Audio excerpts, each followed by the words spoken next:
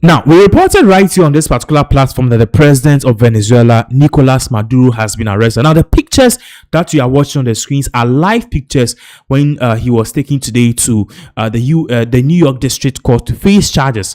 Now, the Venezuela president Maduro is being charged with, staying in power, a whole lot of criminal proceeds, he transporting drugs, and a whole lot of things. Now, in regards with this particular thing, there are more angles to this, and many nations are reacting. And there's a video of when President Maduro was arrived in America. As you can see, he's been accosted by the Drug Enforcement Agency, which is known in the United States of America as the DEA. So these authorities were among the Delta forces that led the capture of President Maduro. Now, in all of these things that is really going on, we are learning that Ghana as a country, unfortunately, we are not minding our business. We are and we are not minding our business. And then our foreign minister here in Ghana is very much pissed, and he is of the view that whatever happened in Venezuela is a breach of international rule of law. And because of this particular breach, basically what is happening is that the Ghana has condemned these actions by the United States of America. And I'll be putting this on the screens because, interestingly, there are various angles to all of these things which is really going on. And one angle to this is that many people in Ghana are of the view that, we need to actually take ourselves apart from this particular controversy which is really going on. But regardless, let's put this on the screens. As you can see, this is a post which came from the foreign minister of Ghana, Samuel Okudzeto-Blakwa, and then it reads here: government of Ghana's position on the U.S. unilateral and unauthorized invasion of Venezuela. Yes, so as you can see, according to the foreign minister Okudzeto-Blakwa is saying that whatever happened in Venezuela was a breach of national peace, was a breach of international rule of law, and then they are calling for the immediate release of Venezuela President Nicolas Maduro. Now let's read this. He says Ghana alarmed and deploys military invasion of Venezuela by the United States of America and its subsequent abduction of President Nicolas Maduro and his wife. So basically, what the Ghana government is saying in this particular letter, which was dated on the 1st of January 2026, is that the abduction, the U.S. military getting into Venezuela, arresting Nicolas Maduro and the wife, that's the president of Venezuela and the first lady, is something that Ghana is not happy with. And then we are saying that the U.S.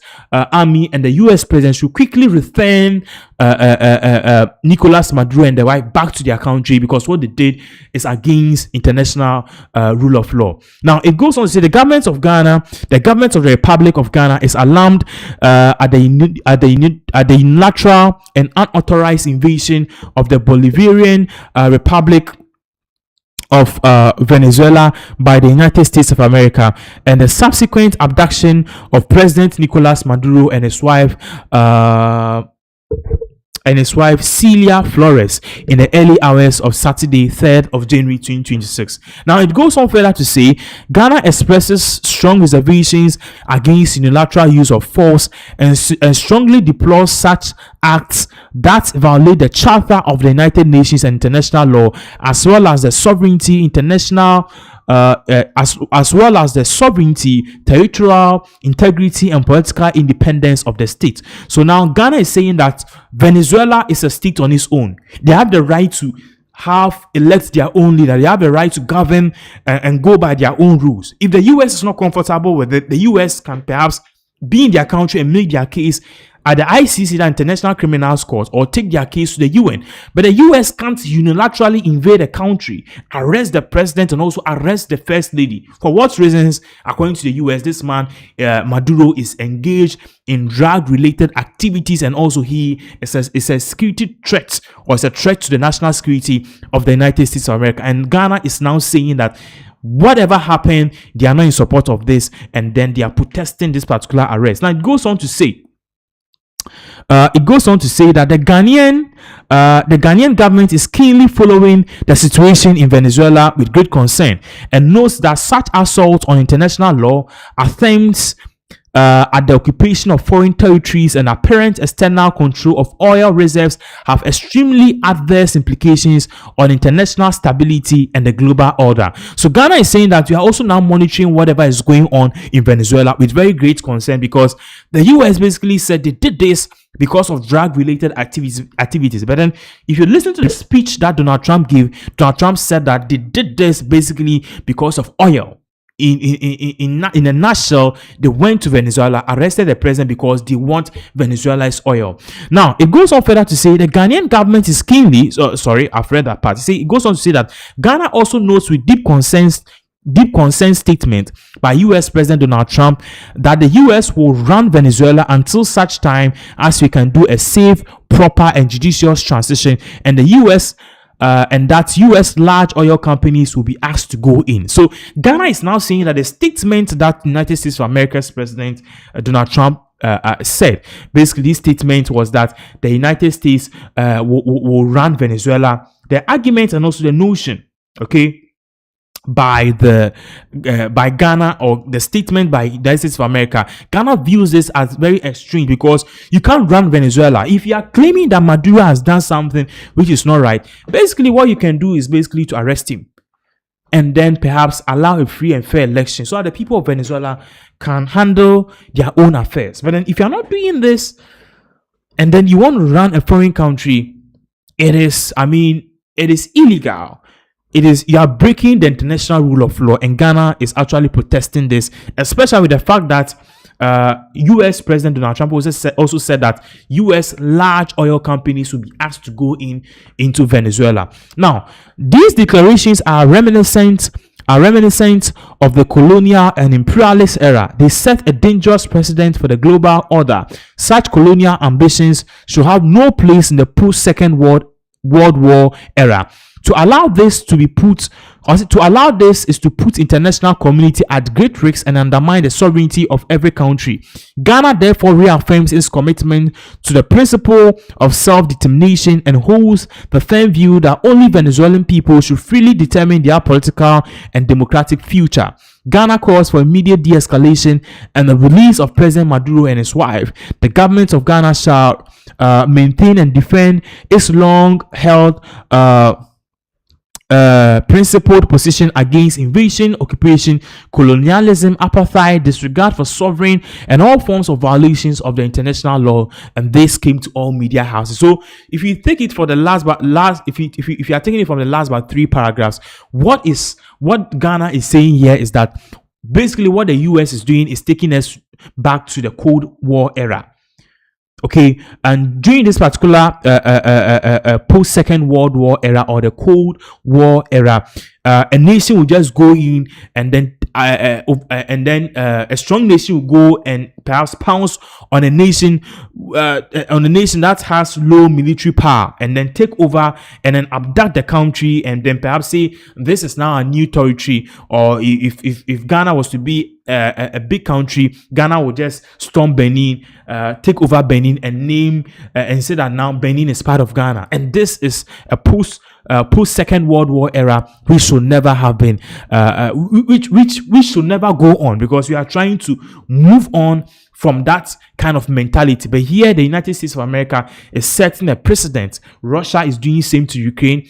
China wants to do the same thing to Vietnam or Taiwan, and now the United States of America is also doing the same thing to Venezuela. Very soon, all big countries will be following suit, abducting smaller countries and making it their own. And Ghana, according to the Foreign Minister Okudu Blakwa, strongly protests these kind of things. So that is exactly what is going on, and clearly Ghana is actually protesting this. Now, in aid of all of these, in aid of all of these things, what we can say here is that perhaps many people are catching on with this particular fever, because new reports coming in from many parts of the world, especially people who are pundits, people who are scholars, who are political scientists, are now coming out to say that what the United States of America is doing in Venezuela is not something that perhaps it's not something that should be, watched on. We should look at this thing with very great concern, because at the end of the day, what Trump is doing, or what the United States of America is doing, is basically because of oil. It's simply because of oil and nothing else. Now, we'll be watching this particular video, which came from Sky News. A Sky News reporter or a Sky News journalist said that, he's lived through all of this era, and then he was born and bred in Guyana, which is a country relative to Venezuela, or which shares border with Venezuela, and he knows what we call imperialism, and also he's seen this kind of playbook before. So let's just take a listen to what he said. When we come back, we continue. Forgive me if I begin 2026 on a personal note.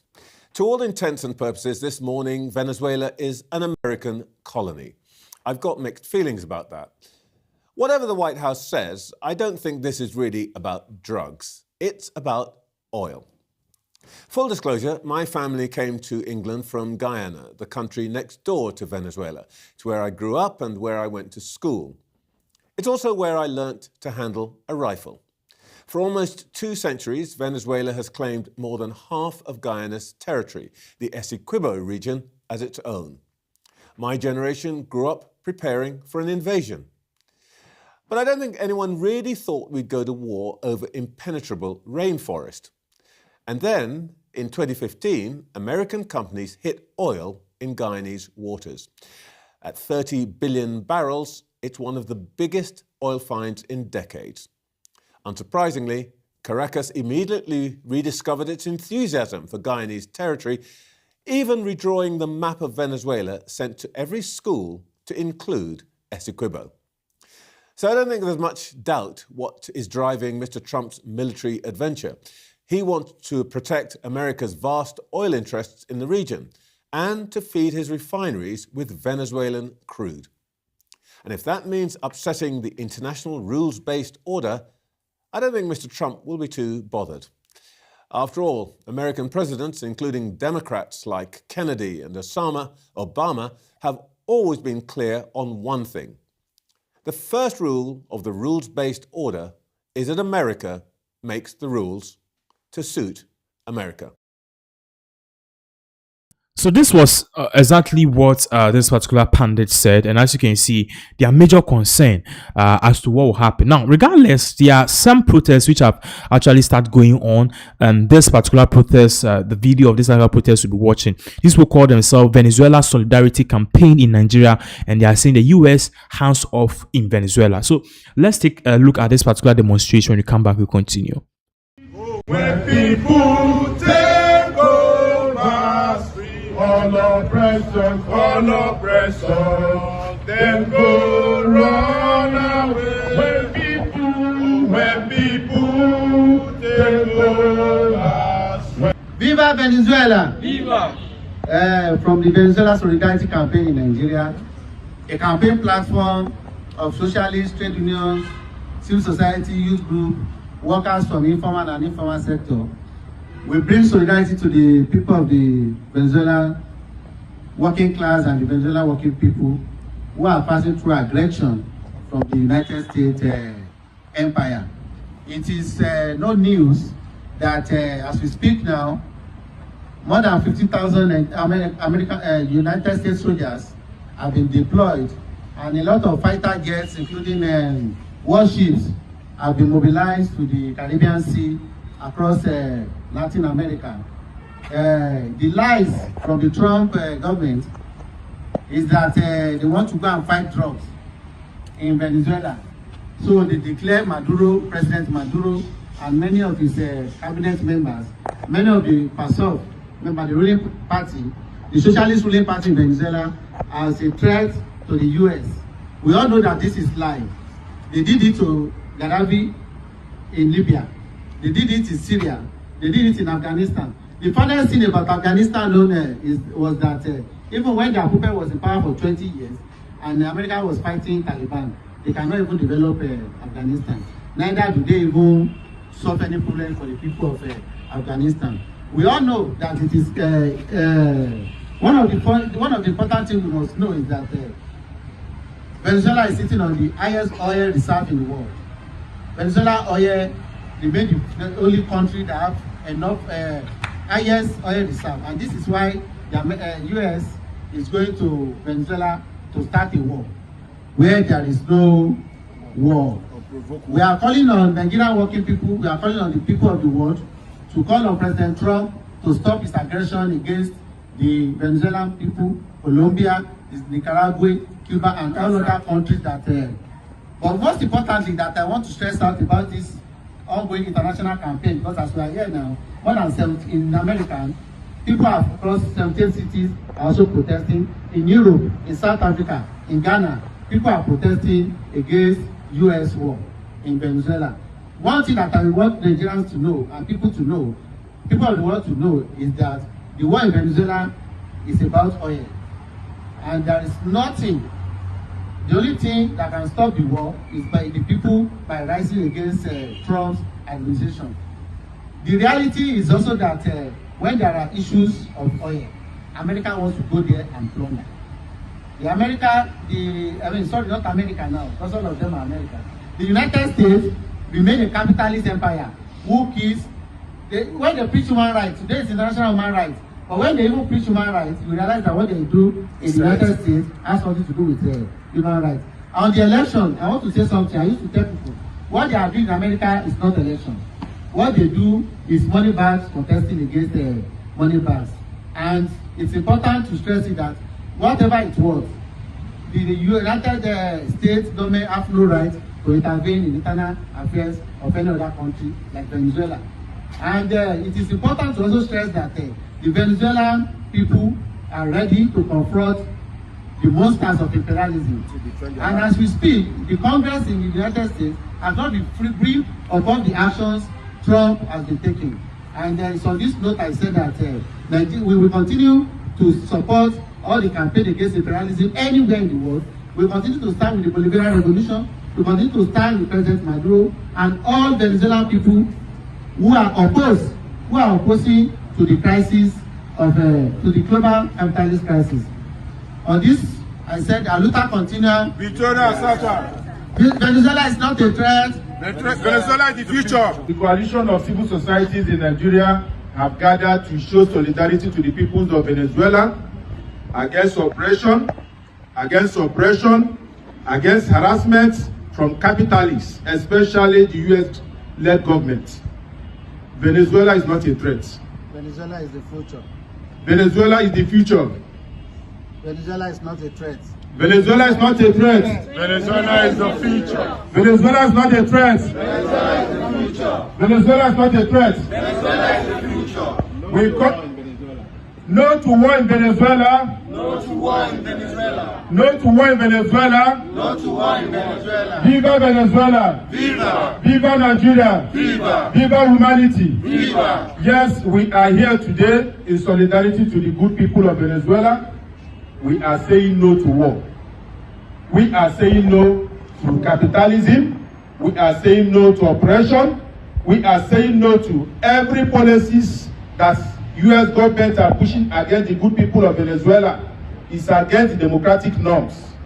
Today is the 77th anniversary of the Universal Declaration of Human Rights. As we commemorate this landmark achievement in 1948, we, the people of Nigeria today, extend our solidarity to our brothers and our sisters in Venezuela, and we are saying no to war. Viva Venezuela! Viva. Viva Nigeria! Viva. Talk about the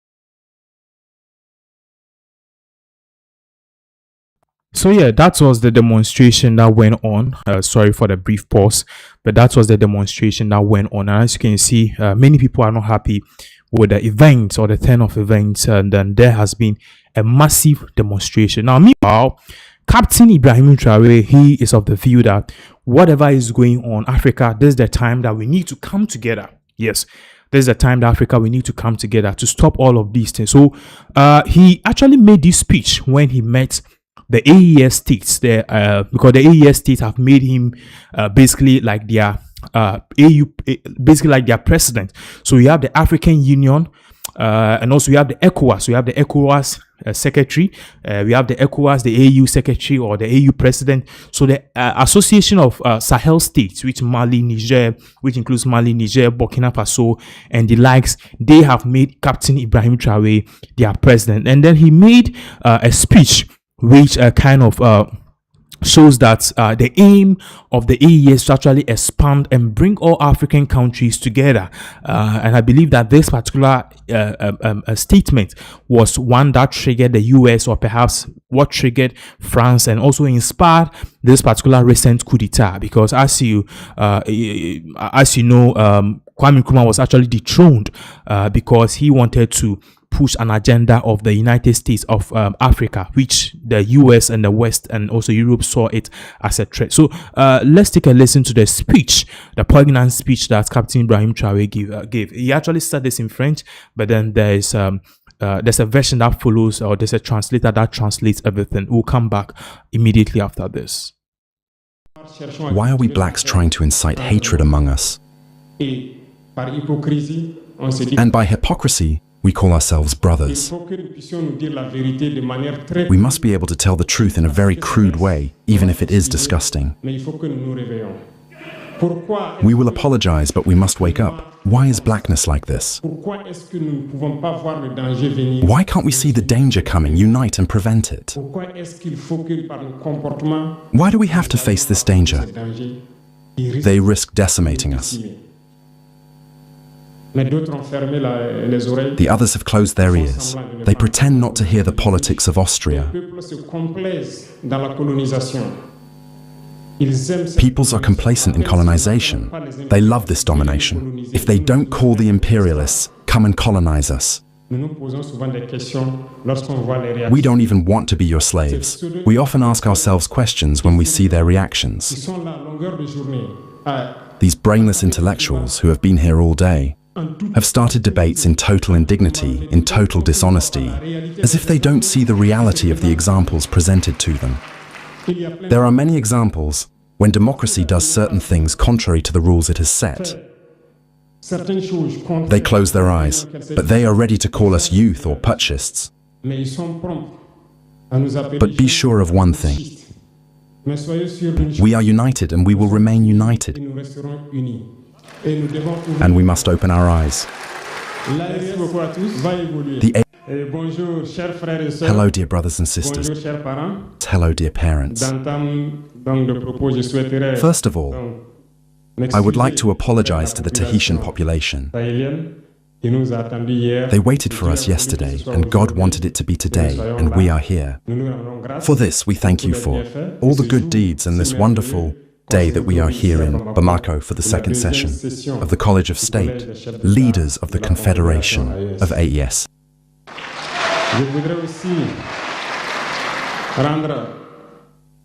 I would also like to pay tribute to our valiant combatant, forces who are doing a colossal job on the ground and who allow us to be here today to commune in the name of our populations. I would like to apologize once again to those whom my words could offend, because I will not go by the back of the stone. We are going to attack the words that mime Africa. You have certainly all heard of the Arab Spring. This phenomenon that has shaken the geopolitics of the Arab world, starting with the Maghreb in Africa and up to Asia. It has manifested itself with often disastrous consequences. Deaths and divisions in some places, and unprecedented political upheavals in other places. I think that all Africans should understand what this phenomenon is, where it comes from, and what must be done to prevent such a phenomenon. Unfortunately, we regret to see that some Africans do not wake up. What I want to say is that my thought, my analysis, is that there is something that comes from West Africa, which I call the Black Winter. The Black Winter is coming. It will be a very cold winter, a bloody winter, a murderous winter. You are going to ask me why. Well, in founding the Confederation of AES, we felt this cold coming. And every day that God does, we get up to find tree trunks to light a fire that will warm the hearts of Africans, a fire that will warm the minds and the blood of Africans to unite us all. We are also prepared to hunt wolves to try, to use their skin to make coats to protect us from the cold of winter. We are prepared to build mountains, large mountains to break the wind of winter and to defeat our communities. Unfortunately, we are forced to see that some blacks are there every day to water our tree trunks with fresh water so that they cannot burn. They turn into wolves to make sure that we, the hunters of wolves, cannot take over the wolf. When we want to build our mountains, they break the rocks so that we cannot get there. However, winter is coming, and when winter comes, we should allow those who fight to come and protect themselves with our coats that we have made, with the mountains that we have built to protect us from the wind, or to warm themselves with us around the fire. This is the question that we must ask ourselves. What will come of Pan-Africanism when winter comes? Winter will come because war is being transported to West Africa. The imperialists do everything to set West Africa on fire and blood. But from the top of the state to certain populations, either we pretend not to see the danger coming, or we are ourselves accomplices to what is going to happen. Chaos could set in. I said it could set in. Many people could die.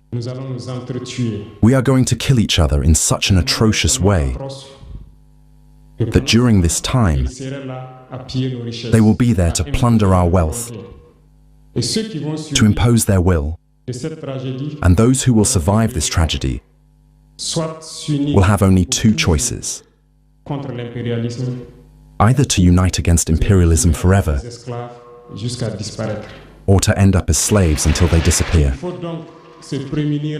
So we must prevent ourselves from winter, the coming black winter. We cannot understand that there are blacks in West Africa here, afraid that the terrorists will kill black populations. We cannot understand that cowardly heads of state hide behind the so-called media to discourage insult and incite hatred among the populations. These individuals who are on their plateau, who every morning and evening spit out their toxic venom to incite hatred among the communities, are generally very vile. With their miserable faces, they know how to do that. Look at them. They are here with the eyes of wild Drossophiles, spitting out poison every day. They are trying to divide the community. On social media, they are there, and they are numerous. Why are we blacks trying to incite hatred among us? And by hypocrisy, We call ourselves brothers. We must be able to tell the truth in a very crude way, even if it is disgusting. We will apologize, but we must wake up. Why is blackness like this? Why can't we see the danger coming, unite and prevent it? Why do we have to face this danger? They risk decimating us. The others have closed their ears. They pretend not to hear the politics of Austria. Peoples are complacent in colonization. They love this domination. If they don't call the imperialists, come and colonize us. We don't even want to be your slaves. We often ask ourselves questions when we see their reactions. These brainless intellectuals who have been here all day have started debates in total indignity, in total dishonesty, as if they don't see the reality of the examples presented to them. There are many examples when democracy does certain things contrary to the rules it has set. They close their eyes, but they are ready to call us youth or putschists. But be sure of one thing. We are united and we will remain united. And we must open our eyes. The AES will evolve. Everything is not necessarily pink. Everything cannot go at the rhythm we want. But we are moving forward, calmly, and we will reach our goal. And when winter comes, if we have to go through winter to be free, to be united, we pray to God that it will be so and that He will protect our population. Otherwise, one thing is certain, the AES will win, the AES will grow. Stay calm, because we have confidence in our population. We have confidence in you, that you understand that no manipulation can divide us today. No manipulation can lead us to hate other people. No manipulation can lead us to respond in a physical way to these individuals who have understood absolutely nothing. Stay calm. Do not respond physically. We will respond by communication until they change their own modes of action. And we will also respond according to the modes of action. Stay calm. God will protect the AES. God protects you all the population of the AES. God accompanies you all in your goals. And God, who is so just, fights for those who fight. We are fighters, we are a resilient population, the most resilient of the sub-region. Nobody would have believed that you could stand what you are living. We will overcome terrorism. We will develop and we will assert ourselves. We will have our place in the concert of the world. May God bless the AES. May God bless our resilient and resistant population. May God unite us more, the country or death.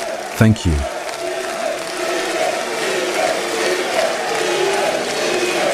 Merci.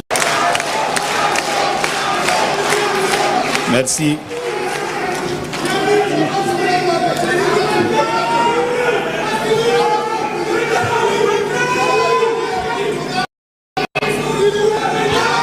Merci infiniment. Merci à vous. Des mots de remerciement.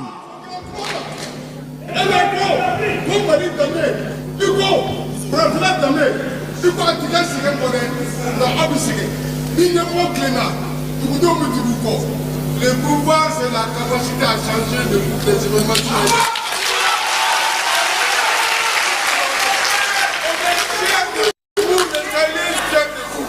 Parce que vous vous battez jour et nuit jusqu'à l'ultime.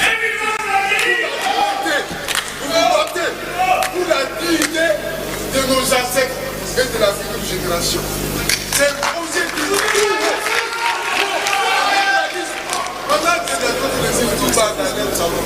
Merci, Soumano. Merci beaucoup. Des mots de remerciement adressés à ses homologues du Burkina Faso et du Niger, le salut particulier aux partenaires sincères de la Confédération AES, le rappel du bien fondé de la création de l'AES, le renouvellement avec fermeté de son engagement en faveur d'un Sahel uni, souverain et prospère, la mise en évidence des prouesses engagées au cours de sa présidence à la tête de la Confédération, la minute de silence en hommage à ceux qui sont bien sûr arrivés au sacrifice ultime pour la patrie. Ce sont ces quelques points que nous retenons du discours d'ouverture de cette deuxième session. Excellences, Monsieur le Président en transition, chef de l'État de la République du Mali, Président de la Confédération AES, nous vous demandons très respectueusement de lever la séance.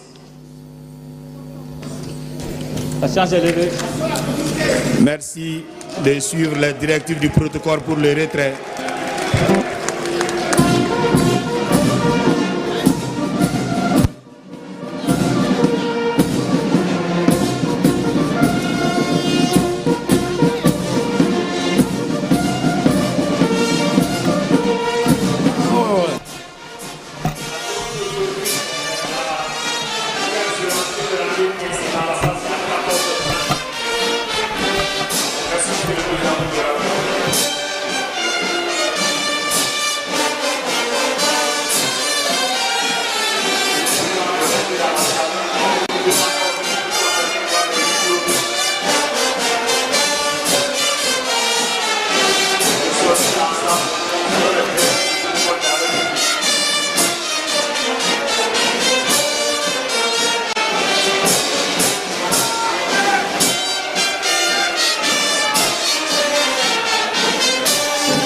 La cérémonie de clôture, c'est à 15 heures.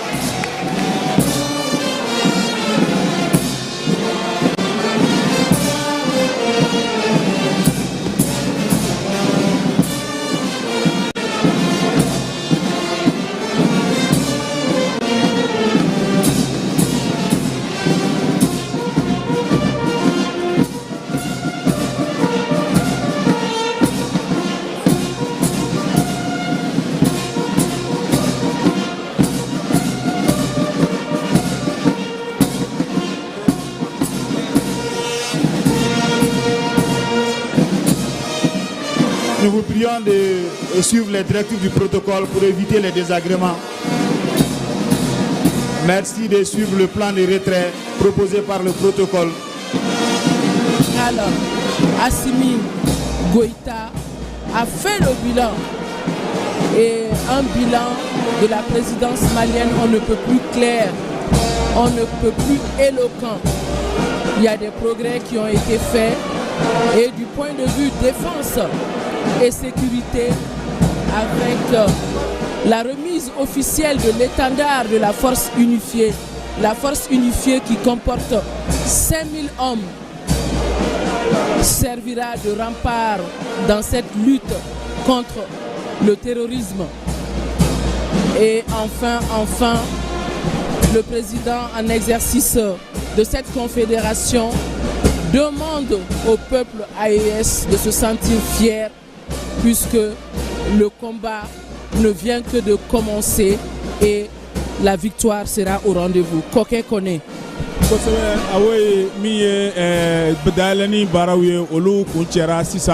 I n'a fɔ an lamɛnbagaw ni an lajɛbagaw olu yɛrɛ ɲɛ bɛ a la cogo min na jamanakuntigi saba in donnen min ye an ka assemblée instrumentale ye olu ye ka dɔ kɛnɛ dayɛlɛ ni u ka fɔli ye o tɛmɛnen kɔ ka bɔ yen nɔ min ye ka dɔ ka fɔ ja dɔw yirala na baaraba minnu kɛra san kelen in kɔnɔna na général baara camanbaw de kɛ o la o baara camanbaw ka dɔ maaw ye o jaabi ye bi ni fɛn caman ye.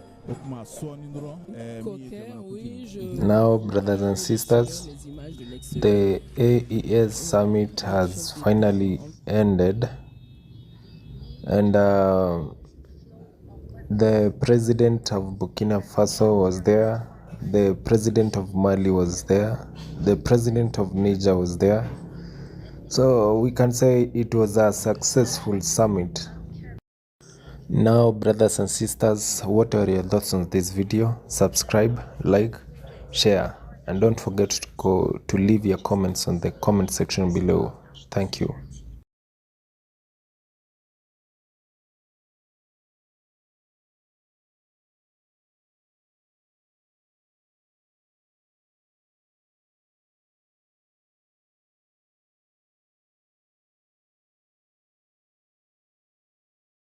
When people take over, all oppression, then go run away.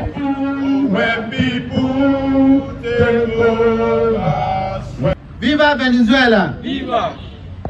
From the Venezuela Solidarity Campaign in Nigeria, a campaign platform of socialist trade unions, civil society, youth group, workers from informal and informal sector.